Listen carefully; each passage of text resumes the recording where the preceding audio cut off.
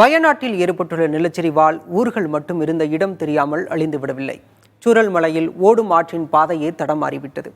மிகப்பெரிய பேரழிவை தற்போது சந்தித்துள்ள நிலையில் அதன் தாக்கம் எப்படி இருக்கும் என்பது குறித்து நீரியல் வல்லுநர் ஜனகராஜிடம் கேட்கலாம். சார் வணக்கம் சார்.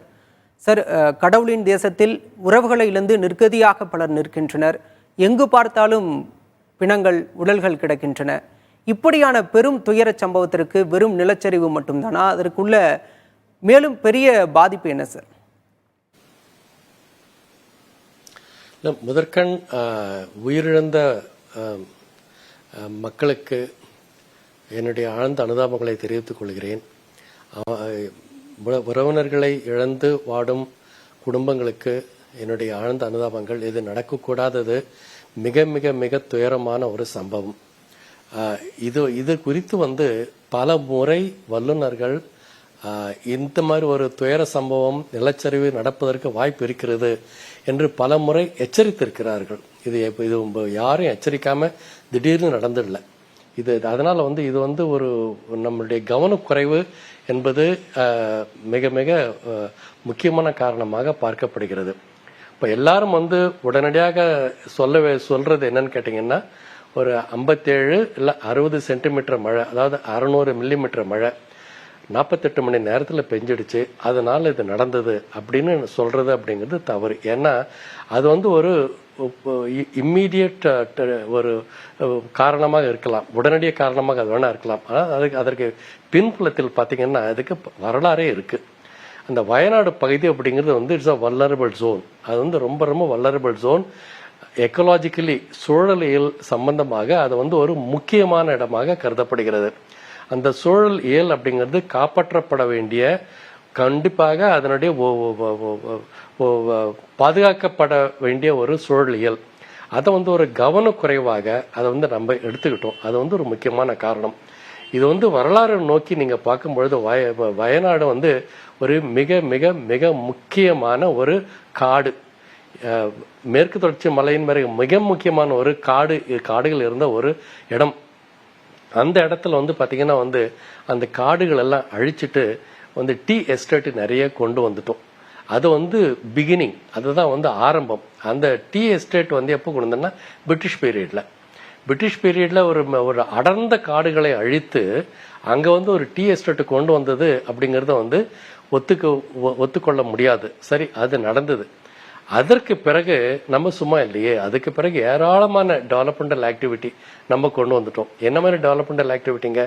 அங்க பாத்தீங்கன்னா ரிசார்ட்ஸ் நிறைய, ஹோட்டல்ஸ், அப்புறம் நிறைய ரோடு போட்டிருக்கிறோம், குவாரி ஒர்க்கு நிறைய, அப்புறம் இந்த மாதிரி ஒரு எலக்ட்ரிக்கல் போஸ்ட் நடுறதுக்கு அது ஏராளமான டிஸ்டர்பன்ஸ் பண்ணிட்டோம்.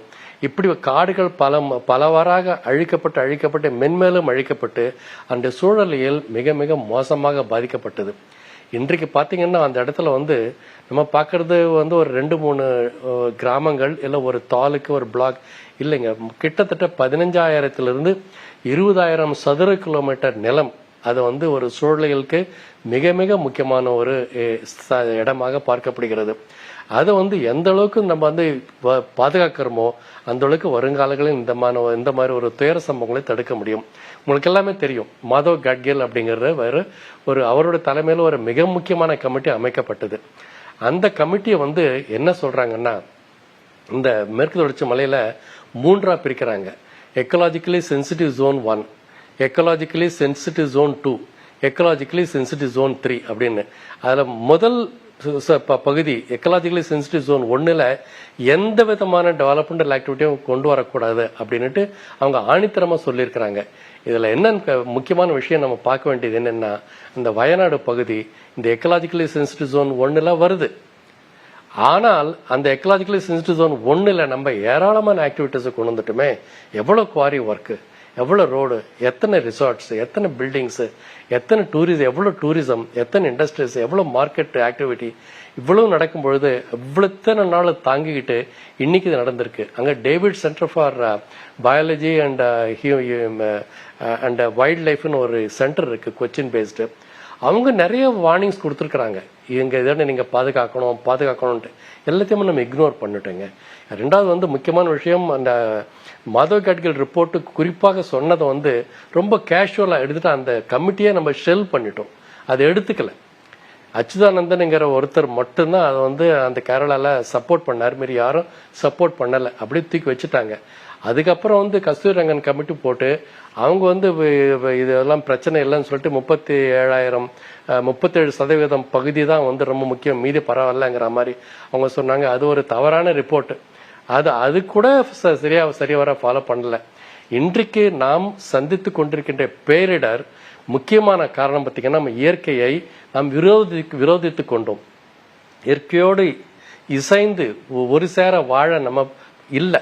இயற்கையை எதிர்த்து நம்ம வந்து போராடி அதில் வந்து நம்ம வந்து இந்த மாதிரி ஒரு கஷ்டத்தை அனுபவிச்சுட்டு இருக்கிறோம். இதில் மக்கள், சாதாரண மக்கள், ஒரு ஒரு ஒரு தொழிலாளர்கள், அவங்க தான் இன்னைக்கு உயிரிழந்திருக்கிறாங்க.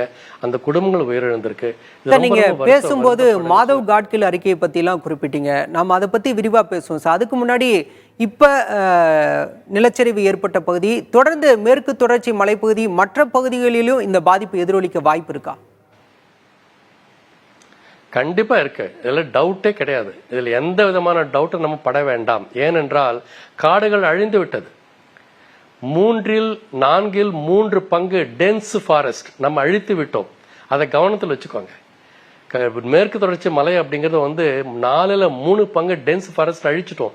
என்றைக்கு நம்ம வந்து டென்ஸ் ஃபாரஸ்ட் அழிக்கிறோமோ அந்த மணல் வந்து அந்த மண்ணை வந்து ஒரு சேர பிடிச்சிட்டு இருக்கிறது அந்த மரங்கள் தான்.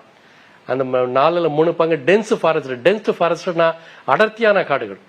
அந்த நம்ம வந்து இன்னைக்கு வந்து ஒரு அடர்த்தியான காடுகள்லாம் அழிச்சிட்டு நம்ம வந்து அங்கே மரம் நடுறாங்கன்னா அது பிரயோஜனம் இல்லை.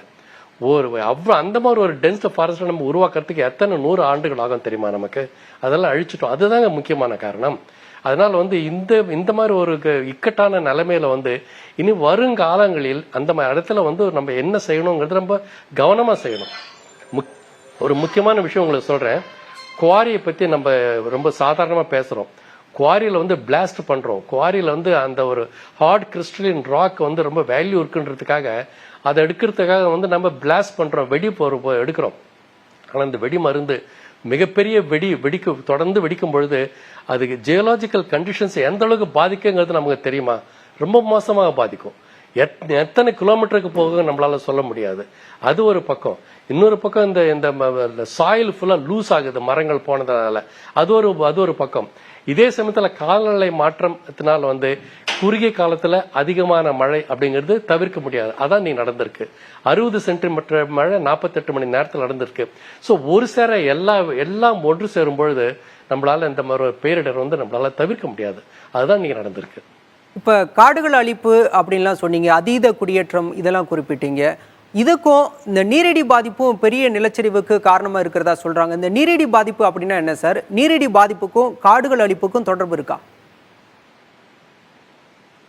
சாயில் ரொம்ப லூஸ் ஆயிடுதுங்க. அது வேற ஒன்றும் இல்லை. சாயில் ரொம்ப நம்ம எல்லாம் நினைச்சிட்டு இருக்க ரொம்ப ஸ்ட்ரீம் தானே போகுது.